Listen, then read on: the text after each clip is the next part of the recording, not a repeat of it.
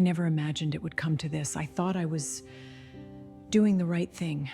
Diane Whitfield built a fortune most people spend their whole lives dreaming about. 4 companies, a penthouse overlooking the bay, a name printed in business magazines as proof that anything is possible if you want it badly enough. But on the night her youngest son Tommy graduated high school, she wasn't in the audience. She was 300 miles away in Chicago, closing a deal she believed would change their lives forever. What she didn't know was that it would be the last time any of her children would save her a seat for anything, ever again. This is the story of a mother who thought she was building a future for her family, and only understood, decades too late, that she had built a wall instead. Before we dive deeper, let us know in the comments where you're watching from. We'd love to hear from you, and don't forget to hit that subscribe button so you never miss any of our upcoming videos. To understand how Diane Whitfield ended up alone in a hospital parking garage at 58 years old with no one to call, you have to go back to where it all started, a small kitchen table in a house that never had quite enough. Diane grew up watching her mother count coins late at night, deciding which bill could wait another month and which one couldn't. She promised herself, quietly and with a kind of anger she never fully let go of, that her own children would never know that fear. It was a good promise. It came from love. But somewhere along the way, the promise stopped being about her children and started being about her. She married young, had 3 children in 5 years, Michael, Sarah, and Tommy, and for a while that life was enough for her. But when her husband's construction business collapsed during a downturn, something in Diane changed. She took a job in real estate to cover the gap. Then another job. Then she started her own firm, working nights at the kitchen table long after the kids had gone to bed. At first it was survival, the kind of work any parent might understand. Then it became momentum. Then, somewhere she never noticed the line being crossed, it became the only thing that made her feel like she mattered.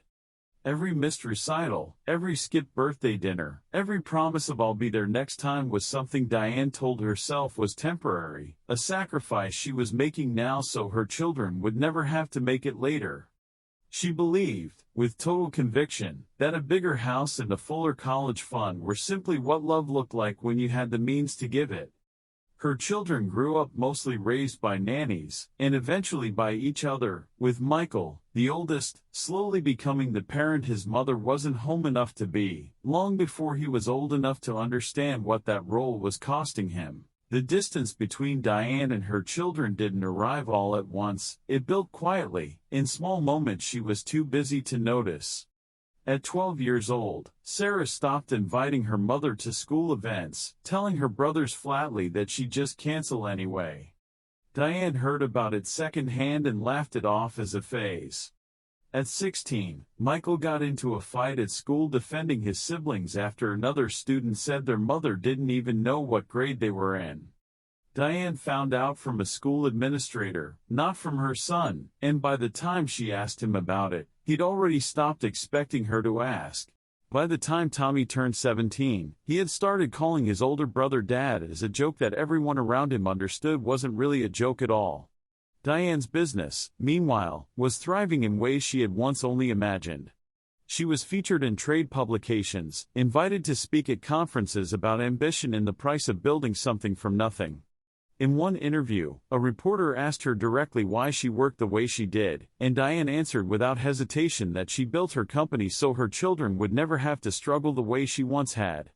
When the reporter asked whether her children agreed with that, Diane changed the subject, and the interview moved on. The distance between Diane and her family hardened into something permanent on the night of Tommy's graduation. She had every intention of being there, until a client meeting in Chicago moved to that same evening, and she told herself, the way she always told herself, that she would make it up to him at the next milestone. There wasn't a next milestone. Tommy never sent another invitation, not to a graduation, not to a birthday, not to anything that came after. He simply stopped including her, quietly and without warning, the way a person stops setting a place at the table for someone who never sits down anyway. Years passed shaped almost entirely by an empty calendar. Michael visited out of a sense of duty more than warmth, brief conversations that never lasted long enough to become anything close to comfortable. Sarah sent a card every December, a few polite lines, nothing more. Tommy sent nothing at all, not a call, not a message, not so much as a forwarding address when he eventually moved across the country. Diane told herself she was fine.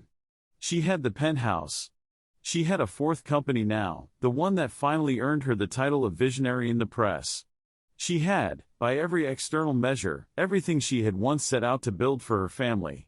Then, at 58 years old, sitting alone in a doctor's office, she heard the words stage 3, and the ground underneath 30 years of certainty finally gave way. It wasn't the diagnosis itself that broke her open, it was what came after it, sitting in her car in the hospital parking garage, realizing she genuinely had no one to call. Not because no one had ever loved her, but because she had spent 3 decades quietly teaching the people who loved her most not to expect an answer when they reached out. She scrolled through her contacts for almost 10 minutes before she found the courage to dial a single number. She called Michael first, and he came, though the visit was stiff, dutiful, the kind of presence that fulfills an obligation without offering comfort. She called Sarah next, who cried on the phone but didn't manage to visit for almost 3 weeks. She didn't call Tommy at all, because she realized, with a kind of quiet shame that stayed with her longer than the diagnosis itself, that she didn't even have a current number for her own son. It was Michael, in the end, who tracked him down, driven less by his mother's request and more by a sense that someone in the family needed to know what was happening, whether or not they wanted to. Tommy came eventually, guarded and thin-lipped, arriving with the posture of someone conducting an interview rather than visiting a parent. He sat across from his mother's hospital bed and asked her, plainly, why now? Diane had rehearsed an answer for years in the privacy of her own head, but none of those rehearsed lines felt honest in that moment. What she told him instead was that she had believed, for most of his life, that she was building something for him, when in reality the one thing he had actually needed, only she could give him, and it hadn't required any money at all. It had only required her time, and she had spent almost all of it somewhere else. Tommy did not forgive her that day, and the healing that eventually came did not arrive quickly or easily. Visits that began stiff and short slowly, over the course of many months, grew into something that resembled comfort, though it never fully became what either of them might have once hoped for. Sarah remained distant for years afterward, unwilling to revisit old wounds just because her mother had finally decided to notice them. Michael carried a quiet resentment he rarely spoke aloud, though it shaped the careful, guarded way he continued to treat his mother for the rest of her life. Nothing was undone completely. But something, finally, had begun. For the first time in 3 decades, Diane started showing up, not for milestones or grand gestures, but for ordinary Tuesdays, for phone calls that had no occasion attached to them, for the small unglamorous kind of presence she had always postponed in favor of the next deal, the next headline, the next proof that she had made it. She would tell you now, if you asked her directly, that the empire she built was never really the achievement she once believed it to be. The real success, she came to understand far too late, would have been simpler and far harder, being in the room, not the biggest room, just the one where her children actually were. If you were in Diane's position, building a future for your family while slowly losing the present moments that actually mattered, would you have recognized what was happening before it was too late? Would you have made a different choice, or is it only ever clear in hindsight, once the years you meant to make up for are already gone? Let us know what you would have done in the comments below, and if this story affected you the way it affected us, stay close, because the next story we're about to share might hit even closer to home.